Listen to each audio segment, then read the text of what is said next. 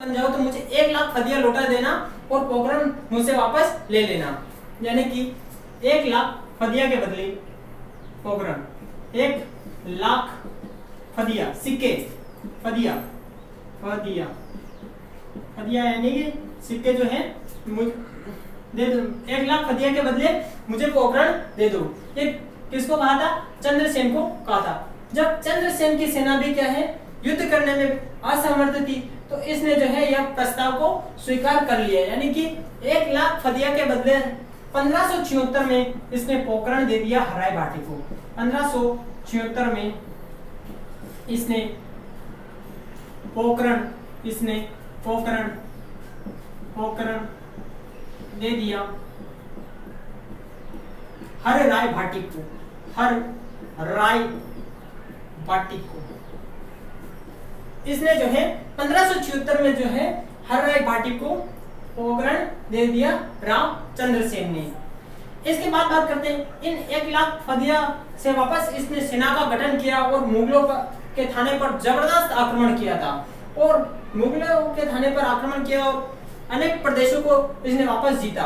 परंतु वापस मुगल सेना आने और शाहबाज का लगातार पीछा करने के कारण जो है रामचंद्र सेन की स्थिति सबसे ज्यादा खराब होने लगी। तो यह जो है वापस सिवाना को जीता था। सिवाना से वापस चला गया सारण की पहाड़ियों में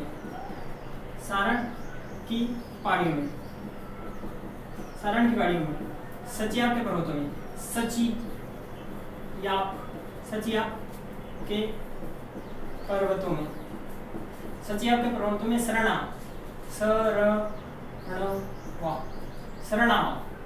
शरणावा नामक स्थान पर जो है मूल स्थान बनाया। दोस्तों चंद्रसेन का लगातार मुगल सेना पीछा कर रही थी तो सारण की पहाड़ियों में सचियाप के पर्वतों के बीच जो है शरणवा नामक स्थान है।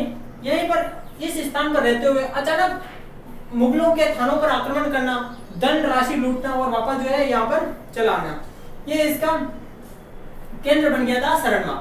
और यह ज्यादा समय तक जो है शरणवा पर रहते हुए ही आक्रमण किया था। परंतु बार बार आक्रमण करने की वजह से चंद्रसेन की जो सेना थी वो उनकी जो दशा निरंतर बिगड़ती जा रही थी। फिर भी जो है रामचंद्र सेन अकबर की अधीनता स्वीकार नहीं कर रहे थे। तो चंद्रसेन अकबर की अधीनता स्वीकार नहीं कर रहे थे तो इनके जो सामंत होते हैं उसने 11 जनवरी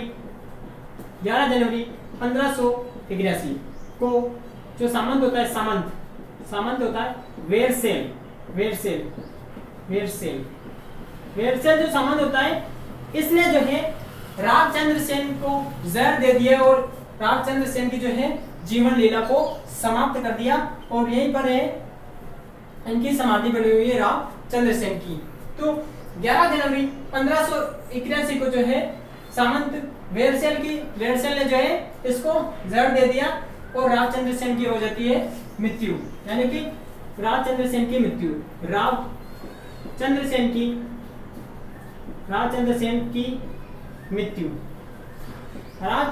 हो जाती है मृत्यु 11 जनवरी 1581 को। तो दोस्तों रामचंद्र सेन ने जीवन भर संघर्ष किया परंतु अकबर की अधीनता स्वीकार नहीं की। वापस पढ़ते हैं, देखिएगा दोस्तों। जैसलमेर का शासक होता है हराय भाटी ने अक्टूबर 1575 को जो है पोखरण पर आक्रमण कर दिया। उस समय पोखरण का जो किलेदार था वो आनंदराम पांचोली था। तो आनंदराम पांचोली को जो है पोखरण लेने में असमर्थ रहता है। तो चंद्रसेन को पत्र लिखता है और कहता है कि मैं आपको 1,00,000 फदिया दे देता हूँ, आप मुझे पोखरण दे दे। तो चंद्रसेन की स्थिति अच्छी नहीं होती है तो 1,00,000 फदिया के बदले पोखरण उसे दे देता है और 1576 में जो है पोखरण जो है हराय भाटी को दे दिया गया था। इसके बाद बात करते हैं सेना का गठन किया और सिवाना पर कब्जा किया परंतु लंबे समय तक नहीं रह पाता है क्योंकि मुगल सेना लगातार पीछा कर रही थी। इसके बाद सारण की पहाड़ियों में सचियाप के पर्वतों में शरवणा नामक स्थान पर अपना मूल स्थान यानी कि यहीं पर रहने लगा और यहीं से जो है मुगलों की चौकियों पर हमला करने लगा, परंतु सैनिकों की और इसकी स्थिति सबसे ज्यादा दयनीय हो गई थी, परंतु यह जो है हठी था और अकबर की निंदा स्वीकार नहीं कर रहा था।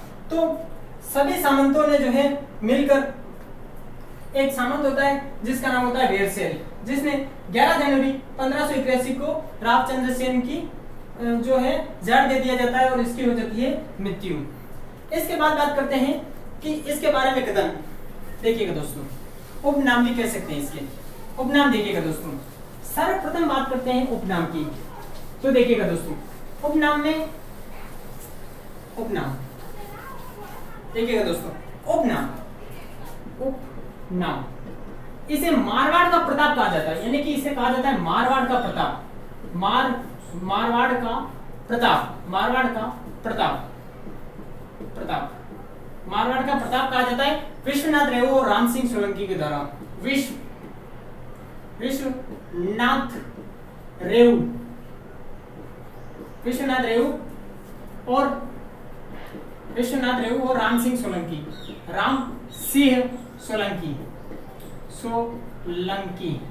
विश्वनाथ रेऊ और राम सिंह सोलंकी के द्वारा जो है इसे मारवाड़ का प्रताप कहा जाता है। दोस्तों जिस तरह से महाराणा प्रताप ने अकबर की अधीनता स्वीकार नहीं की, जीवन भर संघर्ष किया, उसी तरह रावचंद्र सेन ने भी जीवन भर संघर्ष किया, परंतु अकबर की अधीनता स्वीकार नहीं की। इसी कारण विश्वनाथ रेऊ ने महाराणा प्रताप के बारे में भी पढ़े और रावचंद्र सेन के बारे में भी पढ़े, तो ख्यातों से, तो इसे मारवाड़ का प्रताप की उपमा दी, मारवाड़ का भूला बिसरा राजा। दूसरा उपनाम है मारवाड़ का भूला बिसरा राजा, भूला बिसरा राजा। ये किसने कहा था? मोहनोद नेणसी ने कहा था,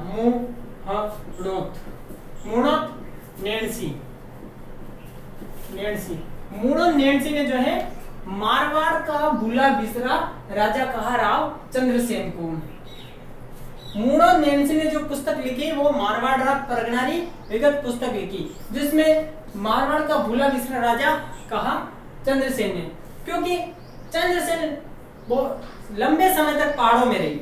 जोधपुर पर जो है इनका शासन नहीं रहा, लंबे समय तक पहाड़ों में रहते हुए जो है अकबर की चौकियों पर, जो चौकियां थी मुगलों की, उन पर अधिकार किया और उनको लूटकर वापस पहाड़ों में चले गए। तो वहां की जो जनता है रावचंद्र सेन को भूल चुके कि हमारा भी कोई राजा है रावचंद्र सेन नाम का, तो इसी कारण इसे मारवाड़ का भूला बिसरा राजा कहा। इसके बाद मोहनोद नेणसी का जो ग्रंथ है कर्नल जेम्स स्टोर ने पढ़ा, तो उसने कहा the forget hero of Marwar, यानी कि इसका उपनाम है the forget hero of Marwar, the forget hero of Marwar, the forget hero of Marwar कहा गया जाता है। इसके बाद बात करते हैं विस्मृत नायक और महाराणा प्रताप का पथ प्रदर्शक,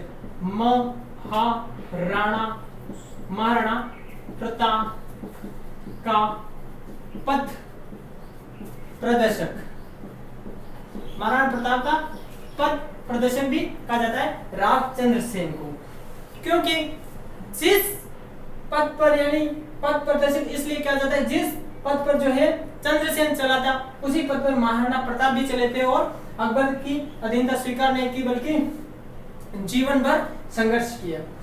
और इसी के साथ एक बात और यह ध्यान रखें दोस्तों कि मारवाड़ और मेवाड़ ने मुगलों के विरुद्ध कभी भी संधि नहीं की। अगर यह हमारा वीडियो पसंद आया हो तो वीडियो को तो लाइक करें और चैनल को जरूर सब्सक्राइब करें। Thank you.